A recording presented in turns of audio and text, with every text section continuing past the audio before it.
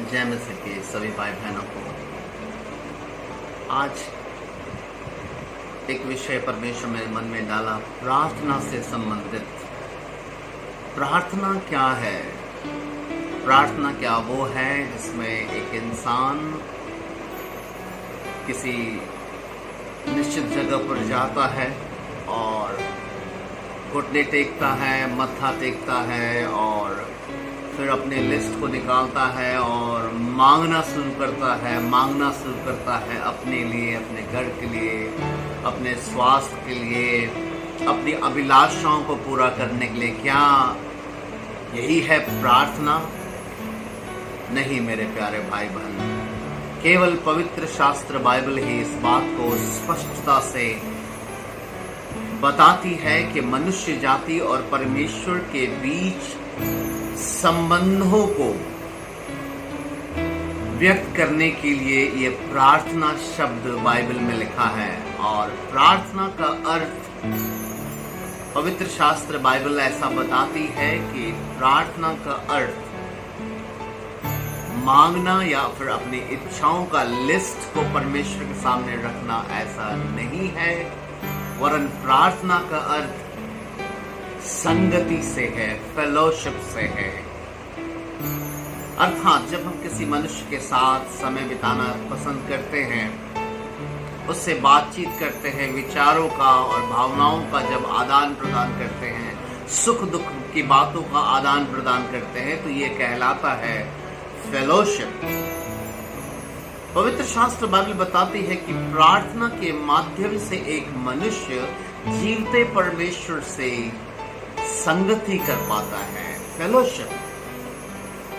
और जब संगति होती है तो उस दौरान बहुत सारी बातें होती है, और ना केवल मांगने की बातें नहीं होती, वरन दुख सुख सब बातों को, कमी घटी, अच्छाई बुराई, सारी बातों को हम व्यक्त कर पाते हैं अपने जीवते परमेश्वर से। लेकिन हाँ, विशेषकर अगर आज मैं आपसे कहूं कि एक मसीही के जीवन में प्रार्थना शब्द का महत्व को अगर समझना है, तो जरूरी है कि हम समझें कि परमेश्वर का वचन प्रार्थना के विषय को हमेशा संगति या फेलोशिप या सहभागिता के रूप में ही रखता है।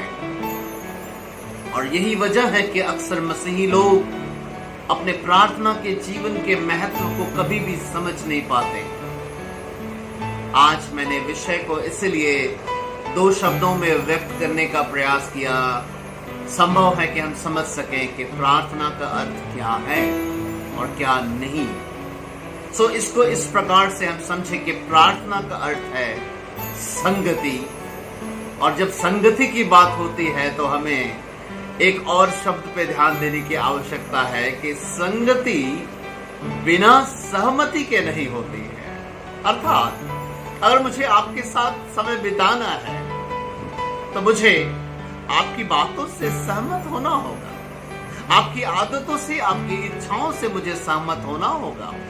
मुझे ध्यान रखना होगा कि आपको क्या बातें पसंद है और क्या बातें नापसंद है। अन्यथा सहमति नहीं बनाए तो संगति नहीं हो पाएगी। मेरे प्यारे भाई बहन, सहमति और संगति के लिए बड़ा ही अलग प्रकार का समय होता है हमारे पास। जब परमेश्वर के साथ हमें संगति में जाना है तो संगति का समय अक्सर महज कुछ मिनटों या घंटों का हो सकता है, संगति का समय, लेकिन उसके बाद का पूरा समय सहमति का होता है। अर्थात अगर आप अपने 24 घंटे के किसी निश्चित मिनटों में या घंटे में आप प्रार्थना करने के लिए बैठते हैं, हो सकता है 30 मिनट या 1 घंटा, तो फिर 1 घंटा के बाद का वो सारा समय परमेश्वर के साथ सहमति का है।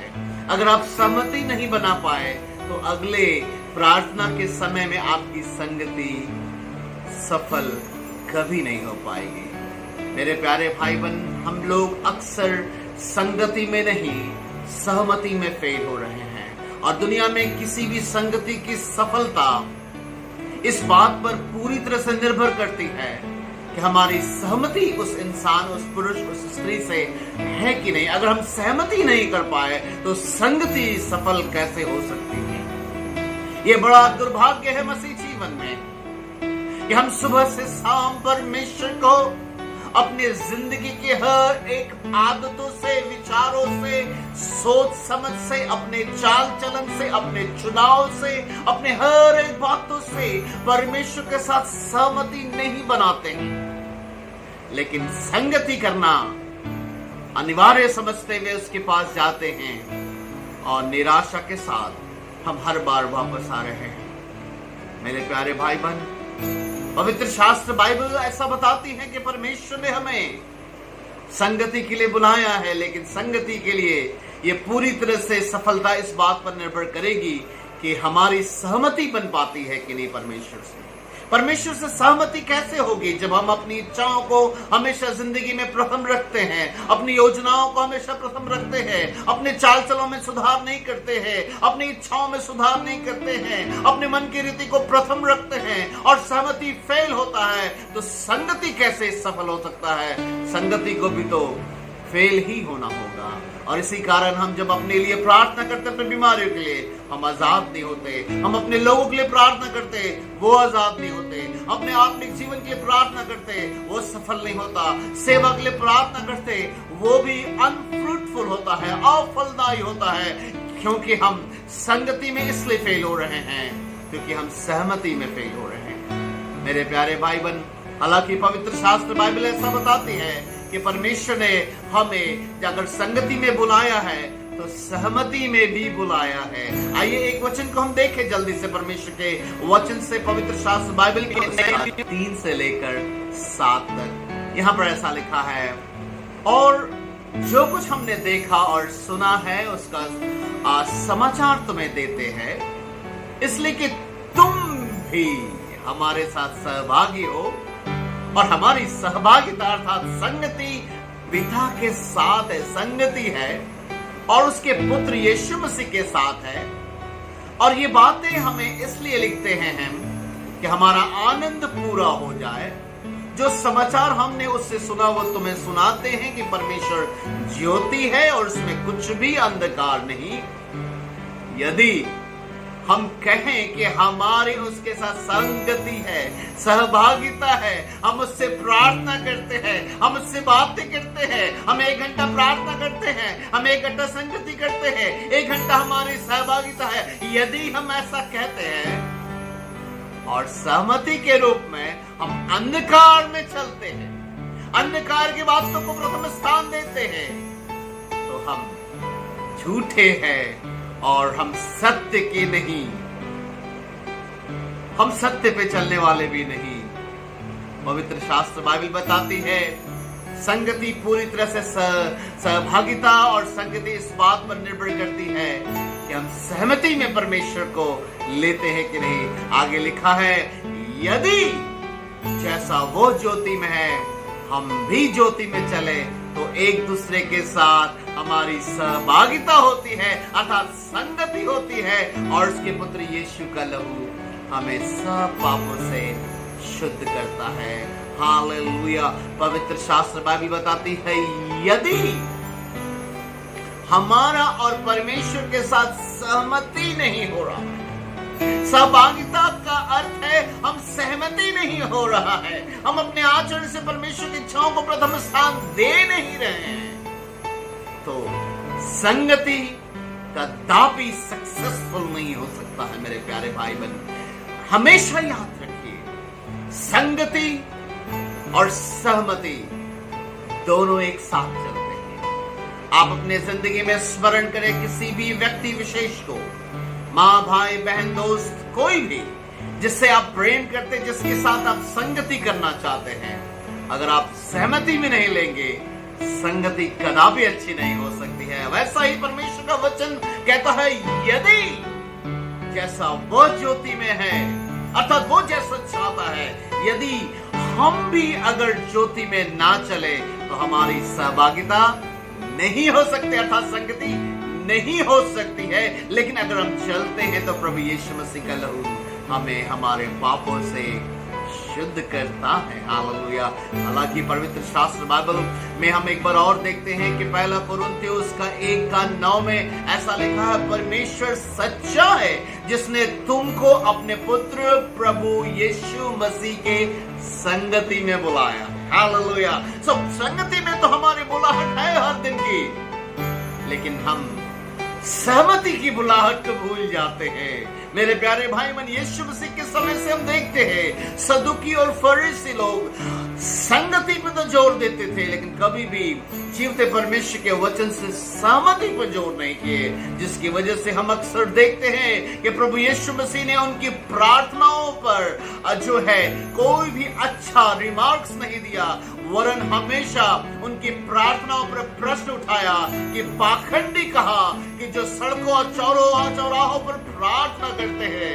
ओ मेरे प्यारे बहन, क्यों ऐसा कहा? क्योंकि यीशु मसीह ने कहा ऐसे लोग होठों से तो मेरा आदर करते हैं, लेकिन उनका मन मुझसे बहुत दूर है, क्योंकि सहमति नहीं है, सिर्फ संगति करना चाहते हैं। मेरे प्यारे भाई, इस बात को आप कभी ना बोले कि अच्छी संगति अच्छी सहमति पर निर्भर करती है। और अच्छी सहमति का अर्थ क्या है? जैसा वह ज्योति में है हम भी ज्योति में चले, तब यीशु मसीह का लहू हमारे सारे गुनाहों से, अपराधों से हमें शुद्ध करता चलता है और हम उसकी संगति में आगे बढ़ते चलते हैं। पवित्र शास्त्र बाइबल बताती है हमें संगति में बुलाया गया है, लेकिन हम संगति में बिना सहमति के हम सिर कदापि नहीं रहने पाएंगे।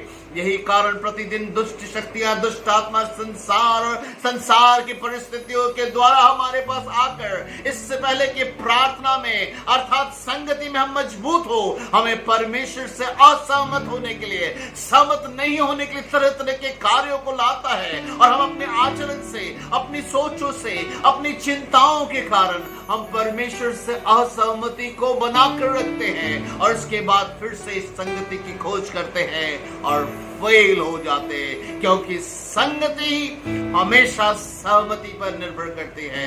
मेरे प्यारे भाई बहन, एक और वचन मैं आपको बताना चाहता हूँ। प्रकाशित वाक्य उसका 3रा अध्याय उसका 19 और से लेकर 22 तक। प्रकाशित वाक्य 3रा अध्याय उसका 19 से लेकर 22 तक। यहाँ पर ऐसा लिखा है, मैं जिन जिन से प्रीति रखता हो उन सबको उलाहना और ताड़ना देता हूँ, इसलिए कि वो लोग क्या हो? सरगर्म हो और मन फिरा सके। देख मैं द्वार पे खड़ा हुआ खटखटाता हूँ, यदि कोई मेरा शब्द को सुनकर द्वार खोलेगा तो मैं उसके पास भीतर आकर उसके साथ भोजन करूंगा और वो मेरे साथ। अर्थात क्या होगा? संगति मैं उससे करना चाहता हूँ। और यीशु मसीह कहते मैं कहां पर हूं? अभी अंदर नहीं आया हूं। मैं क्यों अंदर नहीं आ पा रहा हूं? क्योंकि तुम संगति तो करना चाहते हो, लेकिन अपने जिंदगी की बातों से, चिंताओं से भरकर अपनी अभिलाषों को प्रथम स्थान रखने के कारण वो द्वार बन गया है। सहमति और असहमति बीच में खड़ी है। तुम्हारी असहमति की वजह से मेरी तुम्हारी संगति नहीं हो पा रही है। I am knocking at the door. What is the door? Door of unsatisfaction. हम उससे सहमत नहीं हो रहे हैं, हम उसकी बातों से सहमत नहीं हो रहे हैं, हम उस पर ट्रस्ट नहीं कर रहे। ओ मेरे प्यारे भाई बहन, यीशु मसीह द्वार पे खड़ा खटखटा रहा है। क्या कहना चाहता है? मेरे बेटे, मेरे बेटी, क्या तू मुझसे संगति करना चाहती है? क्या तू मुझसे संगति करना चाहता है? तो तुझे संगति करने के लिए सहमत भी होना होगा। तुम्हें विश्वास करना होगा कि जो कल्पनाएं मैं तुम्हारे लिए करता हूँ वो तुम्हारे लाभ की है, हानि की नहीं।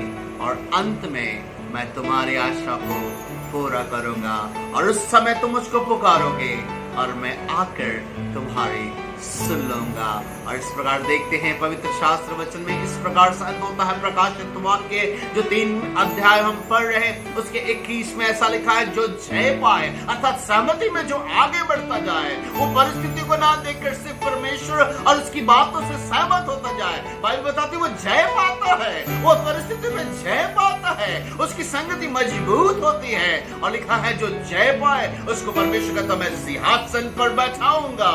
जैसा मैं भी जय पाकर अपने पिता के पास सिंहासन पर बैठ गया। जिसके कान हो, हेलो, जिसके कान हो वो सुन ले आत्मा कलीसिया से क्या कहती है। मेरे प्यारे भाई बहन, प्रभु चाहता है कि हम उसके पास संगति में आए, लेकिन किस प्रकार से? बिना सहमति के नहीं, सहमति के साथ संगति में आइए। परमेश्वर का वादा है, मैं तुमको जय प्राप्त करने के बाद सिंहासन पर बैठाऊंगा और हमेशा हमेशा के लिए हम पिता के साथ राज्य करेंगे। प्रभु आप सबको बहुत आयत से आशीष दे। मैं विश्वास करता हूँ भविष्य में आप जब प्रार्थना करने जाएंगे तो प्रार्थना को संगति के रूप में अगर आपने समझ लिया है तो आप इस बात को कभी नहीं भूलें कि संगति सहमति के बिना कभी भी सफल नहीं होगी।